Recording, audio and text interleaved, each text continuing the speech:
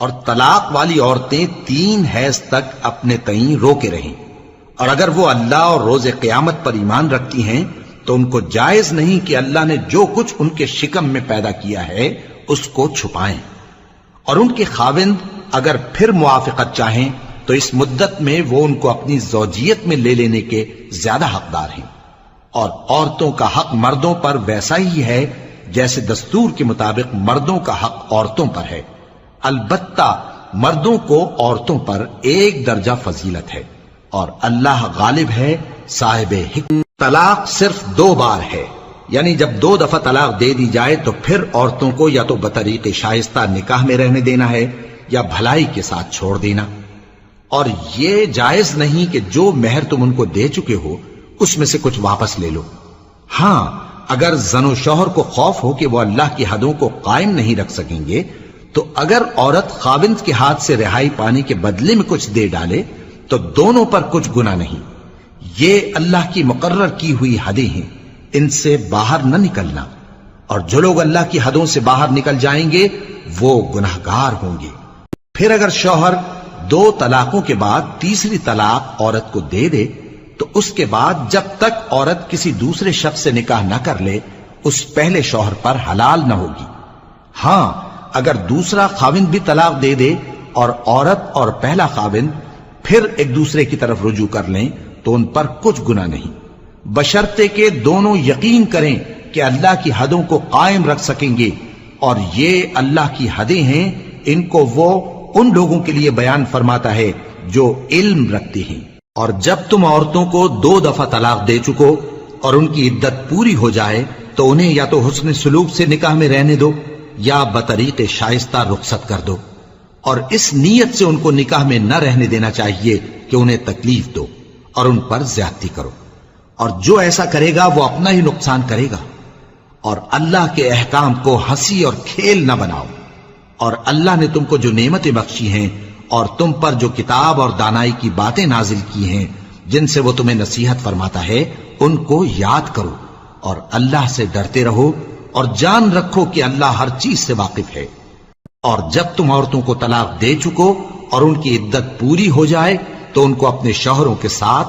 جب وہ آپس میں جائز طور پر راضی ہو جائیں نکاح کرنے سے مت روکو۔ اس حکم سے اس شخص کو نصیحت کی جاتی ہے جو تم میں اللہ اور روز آخر پر یقین رکھتا ہے، یہ تمہارے لیے نہایت خوب اور بہت پاکیزگی کی بات ہے، اور اللہ جانتا ہے اور تم نہیں جانتے۔ اور مائیں اپنے بچوں کو پورے 2 سال دودھ پلائیں، یہ حکم اس شخص کے لیے ہے جو پوری مدت تک دودھ پلوانا چاہے، اور دودھ پلانے والی ماؤں کا کھانا اور کپڑا دستور کے مطابق باپ کے ذمے ہوگا۔ کسی شخص کو اس کی طاقت سے زیادہ تکلیف نہیں دی جاتی، تو یاد رکھو کہ نہ تو ماں کو اس کے بچے کے سبب نقصان پہنچایا جائے اور نہ باپ کو اس کی اولاد کی وجہ سے نقصان پہنچایا جائے، اور اسی طرح نان و نفقہ بچے کے وارث کے ذمے ہے۔ اور اگر دونوں یعنی ماں باپ آپس کی رضامندی اور صلاح سے بچے کا دودھ چھڑانا چاہیں تو ان پر کچھ گناہ نہیں، اور اگر تم اپنی اولاد کو دودھ پلوانا چاہو تو تم پر کچھ گناہ نہیں، بشرطے کہ تم دودھ پلانے والیوں کو دستور کے مطابق ان کا حق جو تم نے دینا کیا تھا دے دو، اور اللہ سے ڈرتے رہو، اور جان رکھو کہ جو کچھ تم کرتے ہو اللہ اس کو دیکھ رہا ہے۔ اور جو لوگ تم میں سے مر جائیں اور عورتیں چھوڑ جائیں تو وہ عورتیں 4 مہینے اور 10 دن اپنے آپ کو روکے رہیں، اور جب یہ عدت پوری کر چکیں اور اپنے حق میں پسندیدہ کام یعنی نکاح کر لیں تو تم پر کچھ گناہ نہیں، اور اللہ تمہارے سب کاموں سے واقف ہے۔ اگر تم اشارے کنائے میں عورتوں کو نکاح کا پیغام بھیجو یا نکاح کی خواہش کو اپنے دلوں میں مخفی رکھو تو تم پر کچھ گناہ نہیں، اللہ کو معلوم ہے کہ تم ان سے نکاح کا ذکر کرو گے، مگر ایام عدت میں اس کے سوا کے دستور کے مطابق کوئی بات کہہ دو، پوشیدہ طور پر ان سے قول و قرار نہ کرنا، اور جب تک عدت پوری نہ ہو لے نکاح کا پختہ ارادہ نہ کرنا، اور جان رکھو کہ جو کچھ تمہارے دلوں میں ہے اللہ کو سب معلوم ہے، تو اس سے ڈرتے رہو، اور جان رکھو کہ اللہ بخشنے والا ہے،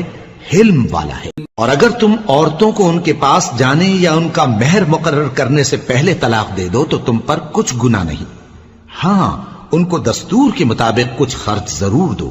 یعنی مقدور والا اپنے مقدور کے مطابق دے اور تنگ دست اپنی حیثیت کے مطابق۔ نیک لوگوں پر یہ ایک طرح کا حق ہے۔ اور اگر تم عورتوں کو ان کے پاس جانے سے پہلے طلاق دے دو لیکن مہر مقرر کر چکے ہو تو آدھا مہر دینا ہوگا۔ ہاں، اگر عورتیں مہر بخش دیں یا مرد جن کے ہاتھ میں عقد نکاح ہے اپنا حق چھوڑ دیں اور پورا مہر دے دیں تو ان کو اختیار ہے۔ اور اگر تم مرد لوگ ہی اپنا حق چھوڑ دو تو یہ پرہیزگاری کی بات ہے، اور آپس میں بھلائی کرنے کو فراموش نہ کرنا۔ کچھ شک نہیں کہ اللہ تمہارے سب کاموں کو دیکھ رہا ہے۔